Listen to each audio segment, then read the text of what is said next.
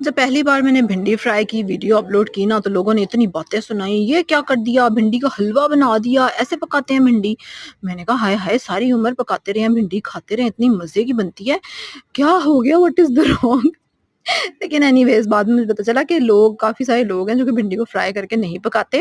और वैसे भी पता है हमें कि वेजिटेबल्स को ज़रा फ्राई-फ्राई कम करना चाहिए, ओवर कुक हो जाती हैं।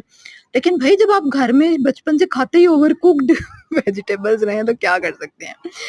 तो अच्छा ये देखें, ऊपर से मैं नमक कभी भी नहीं डालते भिंडी में शुरू में, क्योंकि उससे वो ज़्यादा लेस छोड़ती है। लेकिन अब क्या करें, फिर जो बचपन की रेसिपी जो माँओं ने पकाई हुई कैसे दिमाग से निकले। लेकिन ख़ैर अब मैं भिंडी पकाती हूँ, बगैर फ्राई किए भी बना लेती हूँ माशाल्लाह। हेल्थ के बारे में इन्फॉर्मेशन मिलने के बाद ना तो खाई भी जाती है वो और इतनी बुरी नहीं लगती। लेकिन यार जो आप बचपन में खा लेते हो ना, फिर क्या करें उसको। मेरी अम्मा तो फ्राई करके बनाती, इतनी मज़े की लगती है ना भिंडी फ्राई करके इस तरह खाओ तो।